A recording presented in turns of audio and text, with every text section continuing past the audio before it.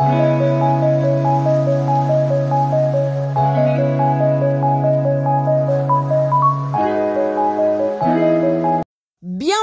chez Ursule Botelwa TV. Mbote na batu nyonso oyo balandaka biso.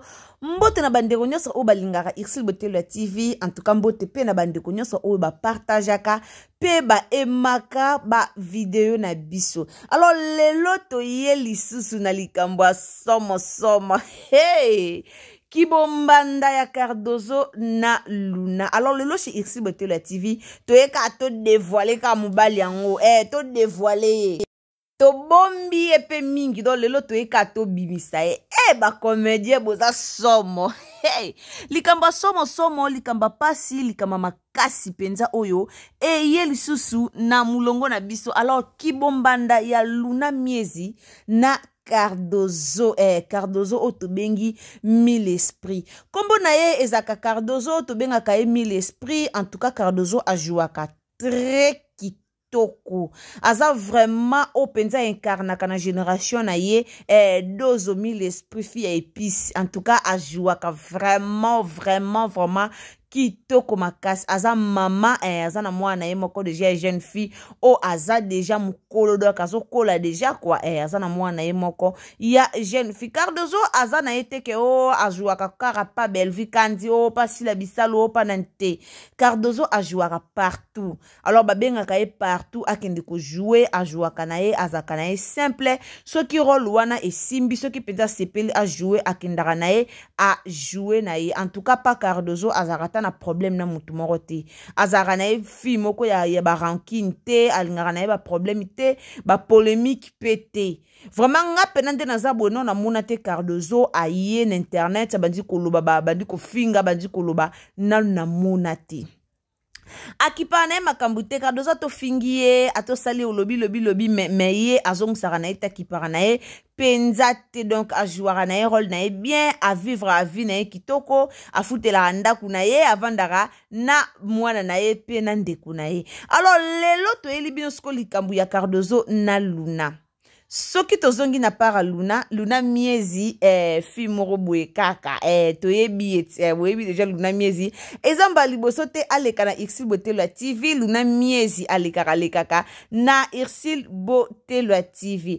Moi mo boye kaka jeune fille moko boye linga na mamba minene. Luna pena linga mamba minene. Donc na minute otolo ba boye Luna azana Paris azana na Kisasa te azana Paris azozwa moi mo pepa libanda. Alors kibombanda ya Luna elongwe na baby eye na Cardozo bandeko lelo toko expliquer bino likambu nini Luna azowelela na Cardozo. Alors soki ezambano ya liboso okoti na chaîne na biso kande to ebisaka bino, si c'est la première fois au tomber na chaîne na biso, en tout cas au s'abonner, au commenter, au liker et n'hésitez pas aussi d'appuyer sur la cloche de notification pour que prochainement tant au tia émission na biso et comme la yo directement. Donc aux notifications directement. S'il vous plaît la famille, aimez la vidéo.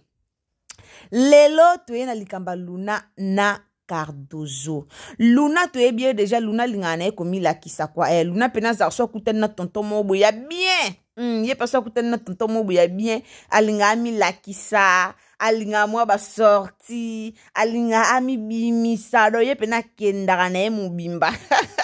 Luna kendara na mobimba za batu musuba loba Luna li komi pesa pa ba mibali. Luna li komi tika Luna penza to yebi bongo. To mona ndenge leka ye na tonton Ronel azaka shira bata tonton Ronel e simbara tepe bakabwana na bango et to mona sko mbutu ndenge zo leka ye na grâce. Luna d'après ye azaka chéri ya grâce luzolote mais grâce luzolo na baby bazaki mwasi na balba boya na likolo ya Luna. Voire même Luna miezi azaki camarade baby donjo me bakabwana kaka likolo ya grâce luzolo. Mais grâce Luna miezi na ye moko alobaka ke azalaka camarade ya grâce luzolo da mwasi na mbalte. Mais biso to yebi babi magana bango donc batoka naka obiso to yebi ezake babi magana bango. Bon ye moko andimango te moi to nzimisa ngo na makasi ezate siko to na lisolo oyo lelo na ye na lisolo o liboso na bino pona ko expliquer bino kibombanda ya Luna miezi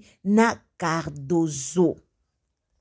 Cardozo mi l'esprit azaki na mobile na ye. Cardozo azaki na mobile na ye. Dozo boyebi ka dozo pesa soki akangameli likambo.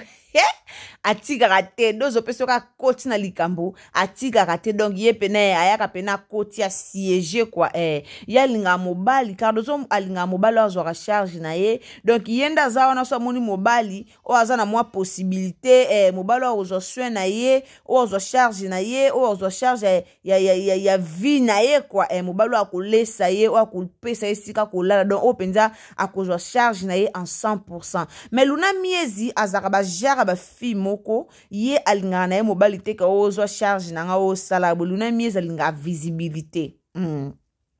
Luna abongo fi moko boya visibilité mingi ye pena linga mingi visibilité donc mobile ka display ya bien baloba bongo tokos Luna mobile ka display ya bien donc so za no display ya bien display tonda display vanda likona ngwe lambe vanda ka o likona ngo soko beti moi chemise tosi o beti moi veste tosi Luna mieza lingana mibali mo ya bongo wana bozwa za ba photo selfie o koto teke ye alingaka bongo do bongo penza esalaka ye o balobaka pena do kitoko makasi esalaka ye donc kitoko penza alingana ye bongo amimonisa na ye amibimisa na ye yalinga bongo. Mais Cardozo alinga intérêt Cardozo penza na bongisa langage yango pena yango wana le mot qui convient. Cardozo alinga intérêt. Cardozo alinga mobile pampa mate alinga mobile na intérêt. Sko eloko elekela bango mibale Cardozo aolandane ka intérêt pa mwa mobile yango tandis que Luna miezi aolandaka mobile yango po aza mutu mo boye aza kitoko alobaka bien alata kitoko abima toujours propre so ba otambola bango mibale esala bien abimisi akene na mwa restaurant avandi allié Luna miezi sko alinga ba bloko mwa bongo ba obimisa ye aolia na ye ao filmer ao poster na TikTok bat ba mona na Facebook bat ba mona bat ba loba Luna au vivre ye sko alinga ne bongo. Mais dozo siko aza sko mukolo mbiaka gele ye pena a gelaka na ye yango makambo to mona oyo ezolekela bango mibale. En tout cas toyeno kopesa félicitations na maman na biso Belleville Kandi félicitations vraiment na Belleville Kandi pona ba titre ya kitoko oyo azo salela biso. En tout cas banda otala Belleville Kandi na tala ka ba biloko bien wana penza na lobi nanga mabete na lobi nanga mabete na tala ka ba théâtre kitoko théâtre penza ya bien a jouer ka kitoko asalaka ba titre na ye ndenga komela ba titre na ye ndenge pe asalelaka ba video na ye. En tout cas ba théâtre na ye eza ba théâtre moko ezote ya batu ebele. Ba théâtre na ye eza ba théâtre moko ezo fongola batu mémoire ezo te ya batu makasi batu mingi bazo zwa ba leçon na ba théâtre ya mama na biso Belleville Kandi. Lelo toye komona rôle oyo Cardozo azo jouer kimbanda na Luna miezi toye komona rôle wana ba biloko wana esalemaka trop ba fi mingi balandaka mutu ota la poche aota la mutute aota l'état d'âme mutute aota la vie ya mutute mais ye aolandaka mutu pona poche. Donc eza vraiment makambo oyo ezoleka o tozomona na communauté na biso o tozomona na mokili makambo o totala ndeko ba théâtre na biso o totala to négligeango te. Peut-être yo vana na ndako nulo bia ba théâtre ba congolais wana po batumi bazaka ba théâtre ba congolais sko yo ko congolais ozoboya ba théâtre ba congolais po tala ba théâtre ba nani po batebele bazala ba théâtre ba congolais neza buzoba na buzoba. En tout cas ba théâtre na biso ya tour oyo ezakali sou buzoba te ba théâtre sera kalande zara buzoba ba théâtre lelo et comme ba cinéma donc comme botala bozo zwa ba leçon to yo mona na ka ya Papa Serge Mwembo aza héritier ya kimukolo do batikele na yebi do héritier ya kimukolo to omona makamuni oyo aosala do pona ye ki héritier oyo aza nango ezaka a gérer biloka libota a zora bambonga ba locataire asia mananda kwa famille do ya ko somba ndako te fa betaka tolo na ndako tata na ya tika pona lobaka ngana azi héritier donc ye comme azo hériter biloka papa na ye ako somba ya ye te pour katikela bana na ye bana ba beta pe tolo na biloko na ye. makambo wana esalema mingi na bafamille na biso baafricain soki papa zate papa na mama bazate lelo bakufi baya mibali bakoma kado biloko nyonso eza ya ye amimona lokwa papa nda lukelaki ye mbongo donc nyonso ya ndaku eza ya ye basi kutu bana mwa dire te ye nde ana mwa dire na place akende koluka pe ya ye lobi bana na ye pe babeta toloke papa na bango pe asalaki alukelaki bango na biso baafricain ezalaka bongo te sur 100% eza na 40 to 50% nde bazalaka ke aobunda na oya ye moko lobi ye moko pe akoma mutu me batu nyonso babundaka te bakoma kaka azolandela kaka héritage ya famille. Donc eza makambo oyo tozo mona na vie et puis papa Serge akeli lisusu kobeta libaku aye kolinga na ye mama o azake me mama ni alingi na ye mwasi o azana mwana mwasi alingi ye ka ndenga aza bongo na buzoba ya papa Serge alinga banda lisusu kotia lisusu mwana ya mama ni misu do abanda lisusu kotia geti misu akomi kosala geti ba avance koluka kosimba simba mwana na nzoto mwana kolala Serge ya bandi kosimba simbe na nzoto abebisa lisusu kaka opportunité o epesa meli nango yi. Donc akutu mutu moboye oyo asalaka na ete avandelaka héritage ya famille avandelaka héritage ya papa do ye akonza aka mbonga ba locataire et puis aye kokutana na mwasi o ajuye mwasi alingi ye ajuye en charge mais ye alingi akonza biso akesu ko liaka nde baloba kudi ya soso kudi ya maki akesu ko lia na mwana Serge.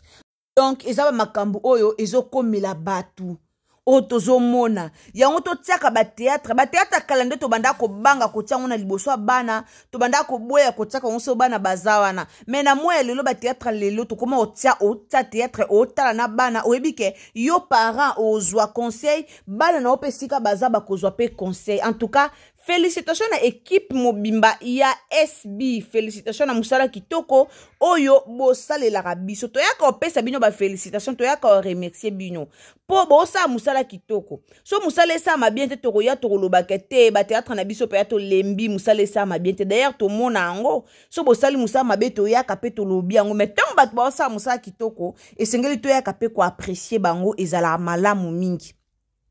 Ezala malamu mingi rôle o bapesi lunana Cardozo eza babilo moboye ezala nango ke moi si moko boye azaka na mobile na ye mais mobile na zaki ne lokote mobile lingi mobile intérêt eza babilo mo ezalaka lelo ba génération basi mingi ba comment linga mibale na intérêt eza auto mo na Cardozo ce qui lelo alingi Pierrot avec intérêt mais Cardozo azaki na mobile na azaki mwasi ya gesho azaki mwasi ya gesho obando futela wando azaki mwasi pena ya gesho mais lelo Cardozo alingi nani alingi Pierrot Ndombasi pona intérêt po ebiki ana place au kete ana place au lalate ana place au liate donc c'est mieux alinga na ka bongo avanda na pour que e permetta kai azwaka ata eloko ya kolia eza makambo oto mona lelo. Donc yango pene la kisake ba maboke oto banda ko finga kala ba maboke lelo bango nde ba koma opesa biso ba conseil et comment au vandi au théâtre na ndaku nao ozaki stressé oza ba problème mais tango théâtre o mona ka ndaku moko ba otsaona eza na rôle moko lokwa likambo eleki na vie otalipe au juste solution yango to ya conseil mingi na ba artiste na biso ba comédien na biso bozala pe na bolingo.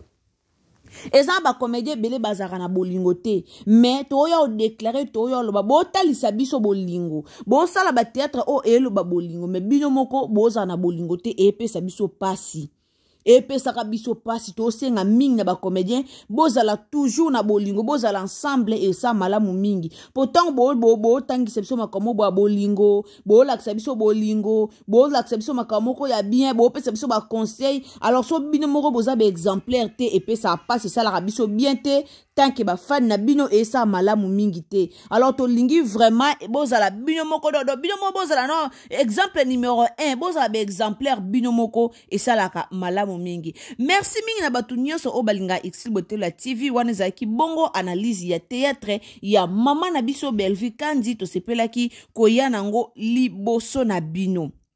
En tout cas, balobi likama malamu to félicitaka ba obosa malamu soki muto sa malamu to betele maboko e kosala malamu mingi. Merci mingi na bandeko nyonso o balingaka biso o ba partager ba émission na biso oyo ba commentaka oyo pe ba komelaka biso makambu ya malamu. En tout cas, merci Nzamba lola a continuer na kopambola pe kobatela bino. Alors bandeko soki zambala no ya liboso otombe na chaîne na biso ka ande to ebisaka bino. En tout cas, ceux qui ont la liboso au koti, au commenter, au liker, au partager et pourquoi pas au s'abonner.